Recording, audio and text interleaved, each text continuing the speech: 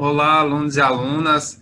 Esta videoaula é sobre a Idade Média, que é um dos períodos da história. Então, a história tradicional ela foi dividida em alguns períodos. A pré-história, a Idade Antiga, aí depois temos a Idade Média, a Idade Moderna e a Idade Contemporânea. Então, neste momento, a gente está estudando a Idade Média, que se iniciou em 476 e foi até o ano 1453. Então, são aí quase 1000 anos de história. Isso de acordo com a história tradicional, uma divisão tradicional da história. E a Idade Média, ela se refere muito à história que acontece na Europa, principalmente na Europa Ocidental, nessa parte aqui da Europa. Tá certo? Nem é toda a Europa e também não é todo o mundo. É principalmente a Europa Ocidental, os eventos que acontecem nesse período chamado de Idade Média.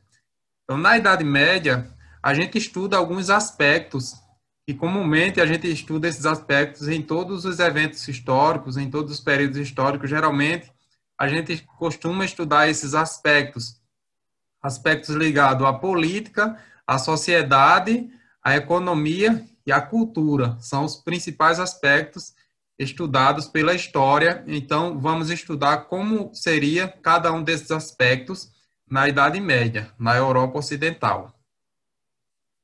Então, o primeiro aspecto, a política, ela era uma política descentralizada. Vamos entender o que seria, então, uma política descentralizada.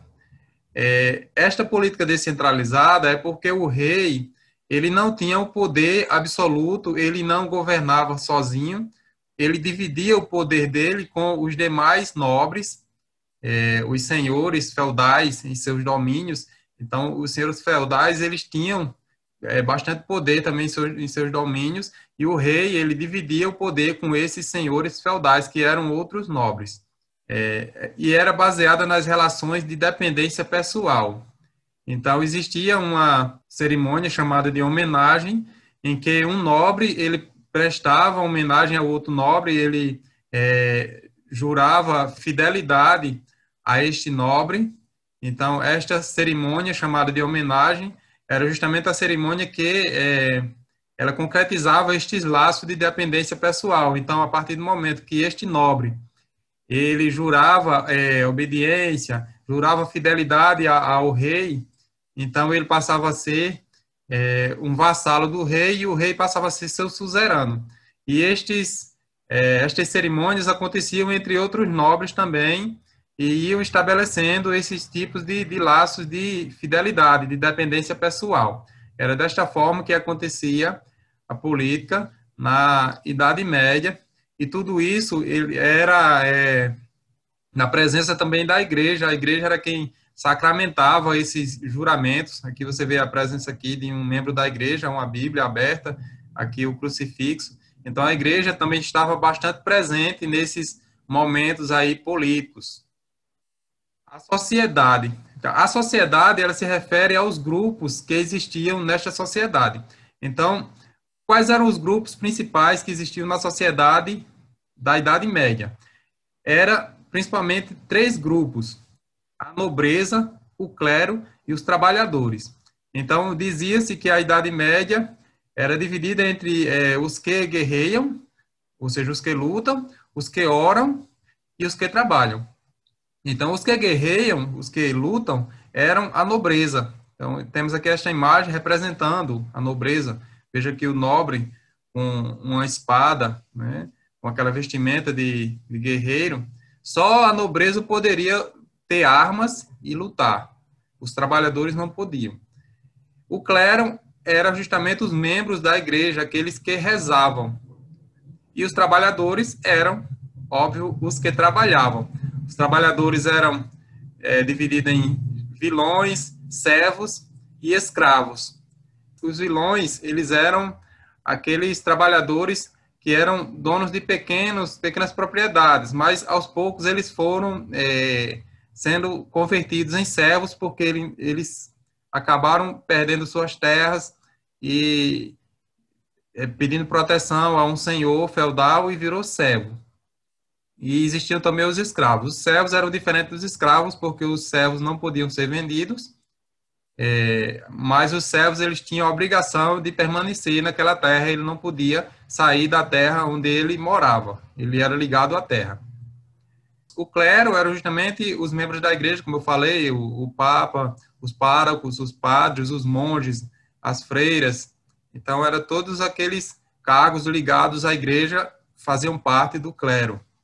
Aí a nobreza tinha vários títulos. O próprio rei, que era o maior membro da nobreza, tinha duques, duquesas, barão, né, baronesas. Todos esses títulos eram títulos de nobreza. E aí, como eu falei, quem trabalhava eram só os trabalhadores, e do trabalho desses trabalhadores era que viviam essas outras duas classes sociais lá da Idade Média.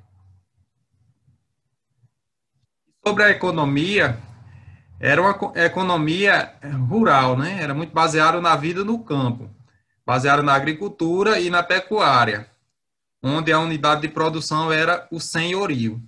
Então, a grande propriedade rural era onde se baseava a vida medieval. Então, aqui tem um exemplo aqui, onde tem o castelo aqui, e aqui ao redor os campos, né? Tem o manso senhorial, que era as terras que eram destinadas apenas ao senhor feudal. O manso servil, que era a terra onde os servos podiam produzir, e as terras comunais, que eram terras que eram livres, que podiam ser usadas tanto pelo senhor quanto pelos servos. Nesta época, o comércio e o artesanato também existiam, mas eram em menor quantidade, não existiam muito comércio. Geralmente, o senhorio ele produzia tudo que ele precisava para a sua subsistência, então o senhorio geralmente ele era autossuficiente e o comércio existia em pequena escala. E vamos ver agora aspecto aqui da cultura. Então, quando se refere à cultura, é uma grande predominância da Igreja Católica nessa produção cultural. Então, a Igreja Católica, a religião cristã, primeiro a gente pensa na religião, era uma religião cristã, e a igreja ela tinha um grande poder e era ela quem determinava, explicava tudo, era detentora do conhecimento e de toda a produção cultural. Então, todo o mundo era explicado a partir da Bíblia Sagrada, a partir da Igreja Católica, do que ela dizia, o que era certo e o que era errado. Então, os fenômenos naturais também eram explicados. Então, se chovia, era porque Deus queria. Então, se fizesse seca também, era entendido como castigo de Deus. Então, tudo era explicado a partir da religião. Quando as pessoas adoeciam também, muitas vezes as doenças, as epidemias eram entendidas como castigos de Deus também. Então, eram alguns aspectos aqui que se relacionavam à cultura na Idade Média. As pinturas também, aqui a gente está vendo aqui, né, uma pintura aqui. As pinturas geralmente também eram com temáticas religiosas, muitas pinturas feitas também nas igrejas. Então, era uma vida cultural bastante ligada à religião cristã, na questão da Igreja Católica. Então, finalizamos já esses aspectos que falamos, aspectos políticos, sociais, econômicos e culturais. Vamos voltar aqui para este quadro. Depois de explicar estes aspectos, no momento, a gente está estudando a passagem da Idade Média para a Idade Moderna. A gente já estudou esses aspectos, eu estou aqui fazendo uma explicação, mas nas últimas atividades, a gente está estudando algumas mudanças que começaram a ocorrer a partir do século XI e que marcam a transição, uma lenta transição da Idade Média para a Idade Moderna.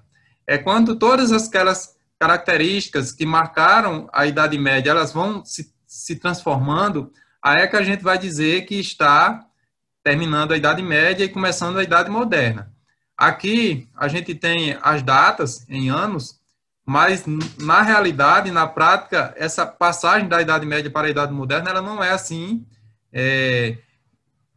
concretizada exatamente nessas datas. São a partir das mudanças que vão ocorrendo é que a gente vai dizer que vai estar passando da Idade Média para a Idade Moderna. E essas mudanças, elas começam já a partir do século XI, ou seja, depois do ano 1000. E aí, até o ano 1453, essas mudanças vão ocorrendo, né, ao longo do tempo. Então, depois da Idade Média, vem justamente a Idade Moderna, certo?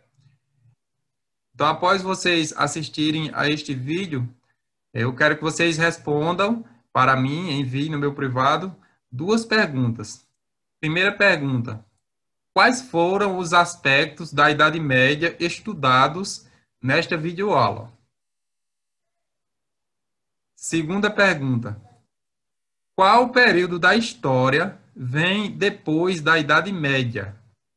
E em que ano começou e em que ano terminou, de acordo com a divisão tradicional da história? Então, vocês respondam estas 2 perguntas e enviem para mim, certo?